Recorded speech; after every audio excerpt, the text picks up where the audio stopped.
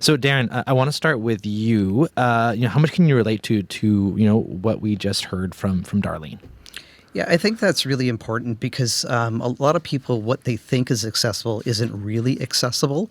So when you're going into a bathroom, a lot of the times what I find is that the door will open towards the stall, or if it's in a hotel bathroom, it'll open towards the tub.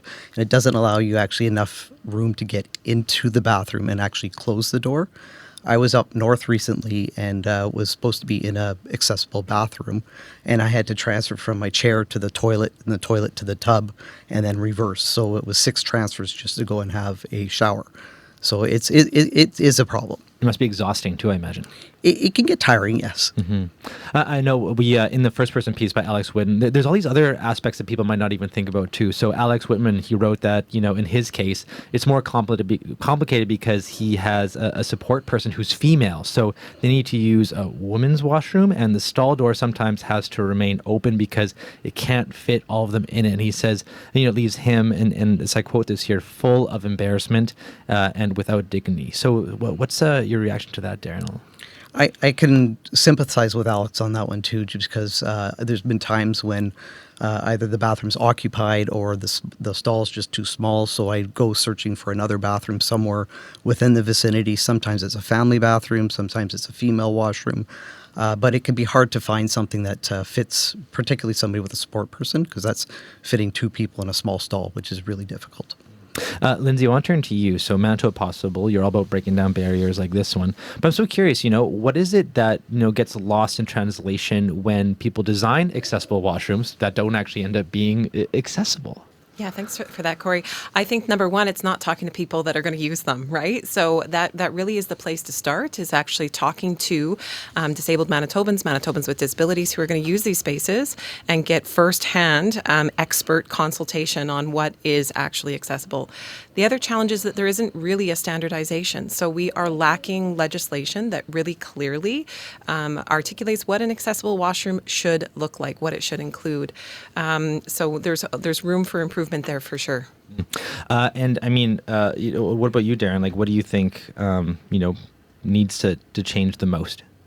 Yeah, like Lindsay mentioned, legislation is a really important part. Manitoba started with the Accessibility Manitobans Act in 2013. If you go back to the United States, their Accessibility Disability Act has been around since 1990. And it's quite strong, so it forces people to make sure things are accessible. In terms of the standards you'd like to see, what would be like the baseline things that you'd like to see across the board? I think what's really quite nice is just having space. So having a large area where you can move around, get to what you need to do. I do see some bathrooms that are done very well. So they have change tables in them, all those things, and they could be just adult change tables as well. But space, having a sink within that washroom as well is very helpful. So that's usually the biggest thing, is just having a large space. And is there any bathrooms in Manitoba that are like notorious that everyone is like, that one, it says accessible, but it's just not? I don't think I'm going to call out any particular places, but I would say, I would say as a business and employer, we've come across this even ourselves, where we've booked a space knowing that we'd have a number of people that would require accessible washrooms. We've been assured there's accessible washrooms, but unless you really lay eyes on them and have people go in there and use them and verify, you really can't trust that they're truly accessible. Yeah, and it sounds like this is something you've always been advocating for, these standardized public washrooms. But how open has the government been to changing that legislation? I think, what I'm really pleased to see is that Manitoba adopted the National Building Code 2020 last year. So that came into effect January of this year. And the National Building Code 2020 edition actually includes quite a lot of provisions for accessible washrooms.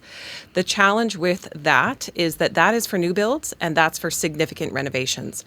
So, you have the quote that you played earlier, where they talk about 90% of the current stock of restaurants not being accessible. That's really not going to change that very quickly. There isn't other legislation planned under the AMA, which surprises some people.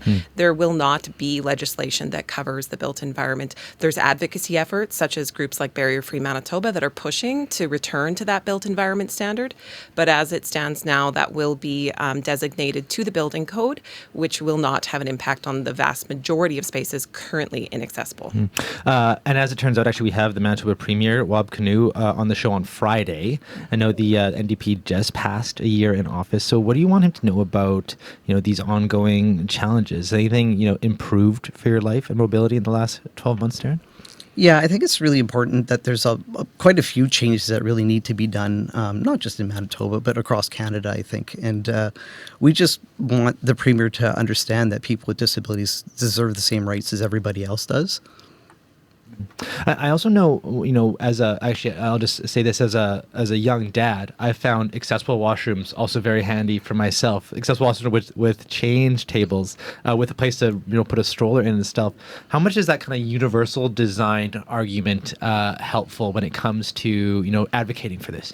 100%. I mean, we always say that accessibility benefits everyone, and that's such a great example because if you think of automatic door openers, who benefits the most from that? I mean, a lot of people, but particularly parents with strollers, getting into spaces. So when you think of a universally accessible washroom, a non-gendered washroom, you can automatically think of all the groups that would actually benefit from a universal washroom that's non-gendered, that's also accessible.